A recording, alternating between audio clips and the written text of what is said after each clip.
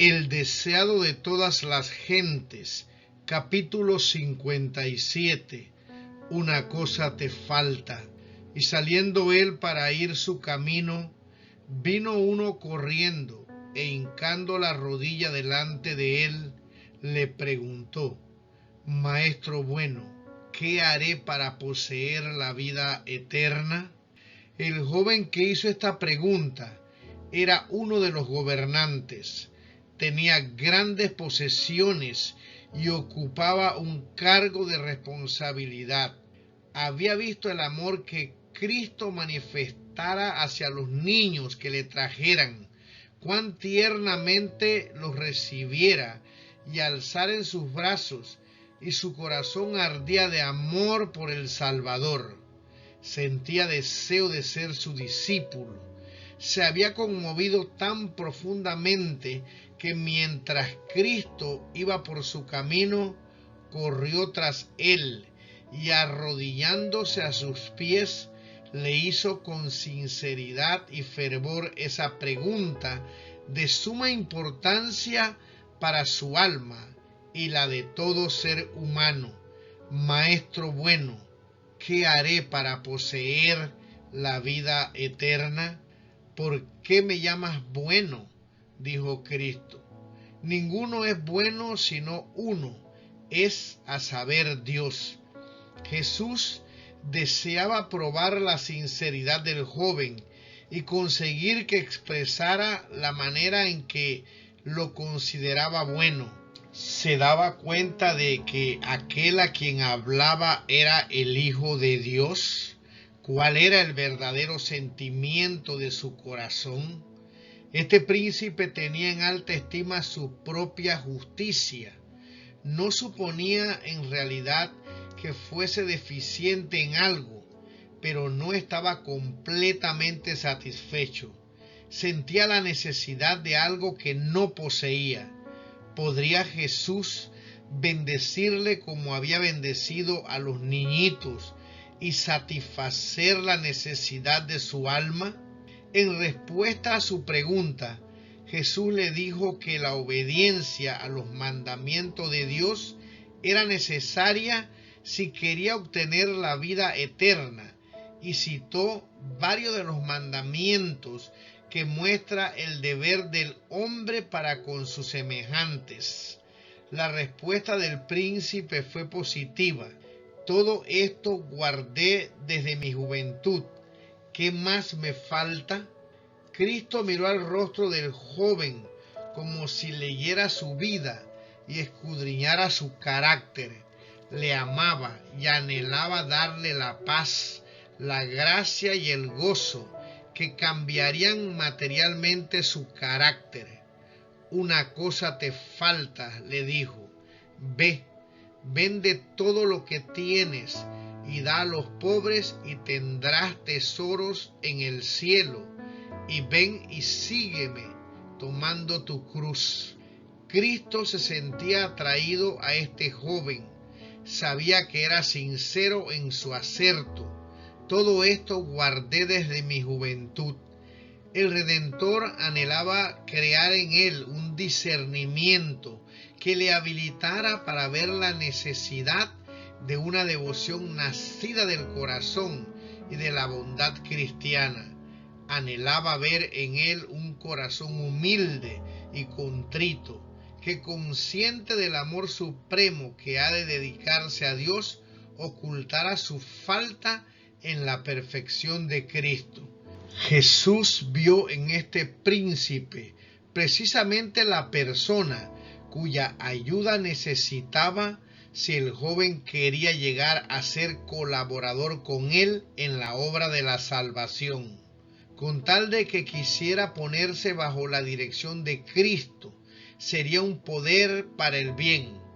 En un grado notable, el príncipe podría haber representado a Cristo, porque poseía cualidades que, si se unía con el Salvador, le habilitarían para llegar a ser una fuerza divina entre los hombres. Cristo, leyendo su carácter, le amó. El amor hacia Cristo estaba despertándose en el corazón del príncipe, porque el amor engendra amor. Jesús anhelaba verle colaborar con él, anhelaba hacerle como él, un espejo en el cual se reflejase la semejanza de Dios.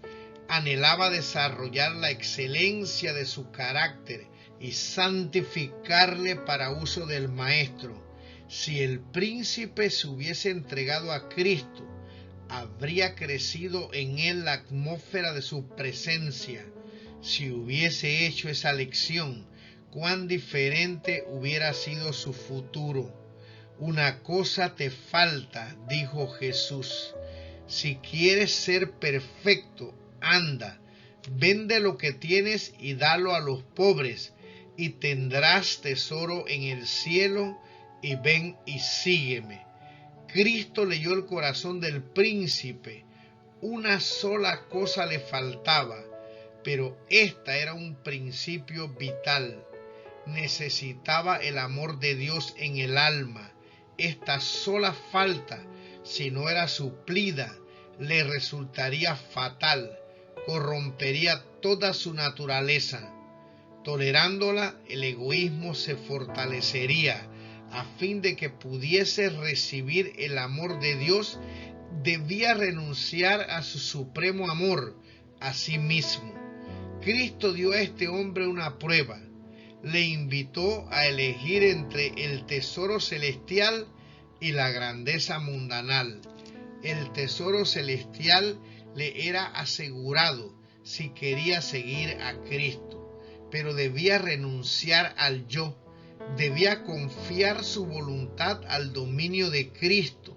La santidad misma de Dios le fue ofrecida al joven príncipe. Tuvo el privilegio de llegar a ser hijo de Dios y coheredero con Cristo del tesoro celestial, pero debía tomar la cruz y seguir al Salvador con verdadera abnegación. Las palabras de Cristo fueron en verdad para el príncipe la invitación. Escogeos hoy a quién sirváis. Le fue dejada a él la decisión. Jesús anhelaba que se convirtiera. Le había mostrado la llaga de su carácter y con profundo interés vigilaba el resultado mientras el joven pesaba la cuestión. Si decidía seguir a Cristo, debía obedecer sus palabras en todo, debía apartarse de sus proyectos ambiciosos. Con qué anhelo ferviente, con qué ansia del alma, miró el Salvador al joven, esperando que cediese a la invitación del Espíritu de Dios. Cristo presentó las únicas condiciones que pondrían al príncipe donde desarrollaría un carácter cristiano. Sus palabras eran palabras de sabiduría, aunque parecían severas y exigentes. En su aceptación y obediencia estaba la única esperanza de salvación del príncipe. Su posición exaltada y sus bienes ejercían sobre su carácter una sutil influencia para el mal. Si los prefiriese, suplantarían a Dios en sus afectos.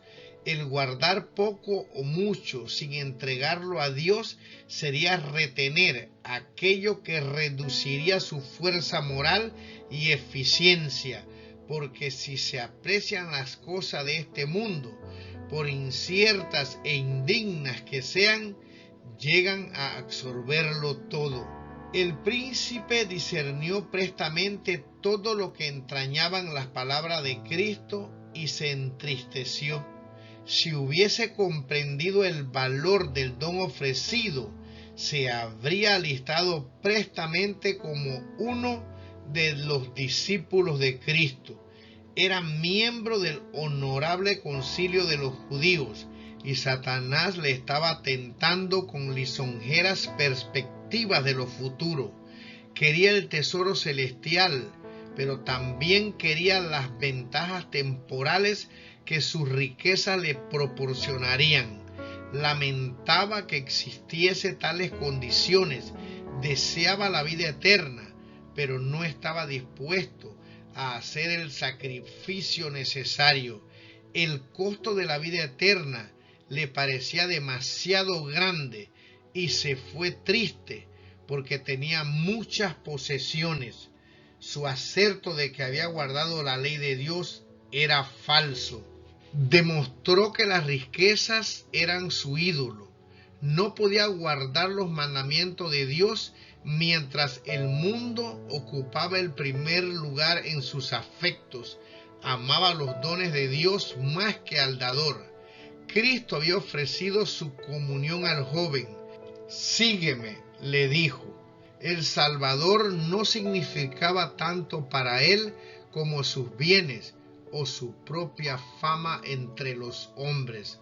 Renunciar al visible tesoro terrenal por el invisible y celestial era un riesgo demasiado grande. Rechazó el ofrecimiento de la vida eterna y se fue, y desde entonces el mundo había de recibir su culto. Millares están pasando por esta prueba y pesan a Cristo contra el mundo, y muchos eligen el mundo. Como el joven príncipe, se apartan del Salvador diciendo en su corazón: no quiero que este hombre me dirija. Se nos presenta el trato de Cristo con el joven como una lección objetiva. Dios nos dio la regla de conducta que debe seguir cada uno de sus siervos. Es la obediencia a su ley, no solo una obediencia legal, sino una obediencia que penetra en la vida y se ejemplifica en el carácter. Dios fijó su propia norma de carácter para todos los que quieran llegar a ser súbditos de su reino. Únicamente aquellos que lleguen a ser colaboradores con Cristo, únicamente aquellos que digan: Señor, todo lo que tengo y soy te pertenece, serán reconocidos como hijos e hijas de Dios.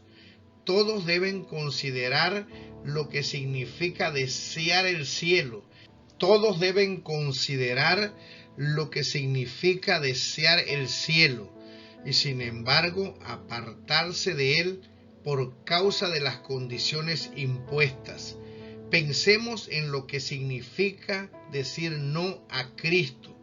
El príncipe dijo: no, yo no puedo darte todo. ¿Decimos nosotros lo mismo? El Salvador ofrece compartir con nosotros la obra que Dios nos ha dado.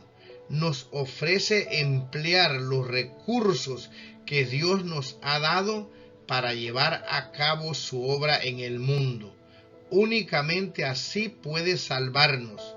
Los bienes del príncipe le habían sido confiados para que se demostrase fiel mayordomo. Tenía que administrar estos bienes para beneficio de los menesterosos. También ahora confía a Dios recursos a los hombres, así como talentos y oportunidades, a fin de que sean sus agentes para ayudar a los pobres y dolientes. El que emplea como Dios quiere los bienes que le han sido confiados, llega a ser colaborador con el Salvador, gana almas para Cristo, porque es representante de su carácter. A los que, como el joven príncipe, ocupan altos puestos de confianza y tienen grandes posesiones, puede parecer un sacrificio demasiado grande el renunciar a todo a fin de seguir a Cristo. Pero esta es la regla de conducta para todos los que quieran llegar a ser sus discípulos. No puede aceptarse algo que sea menos que la obediencia. La entrega del yo es la sustancia de la enseñanza de Cristo. Con frecuencia es presentada y ordenada en un lenguaje que parece autoritario porque no hay otra manera de salvar al hombre que separándolo de aquellas cosas que, si las conservase, desmoralizarían todo el ser. Cuando los discípulos de Cristo devuelven lo suyo al Señor, acumulan tesoros que se les darán cuando oigan las palabras: bien, buen siervo y fiel, entra en el gozo de tu Señor, el cual, habiéndole sido propuesto gozo, sufrió la cruz, menospreciando la vergüenza, y sentóse a la diestra del trono de Dios. El gozo de ver las almas redimidas, almas eternamente salvadas, es la recompensa de todos aquellos que ponen los pies en las pisadas de aquel que dijo: sígueme.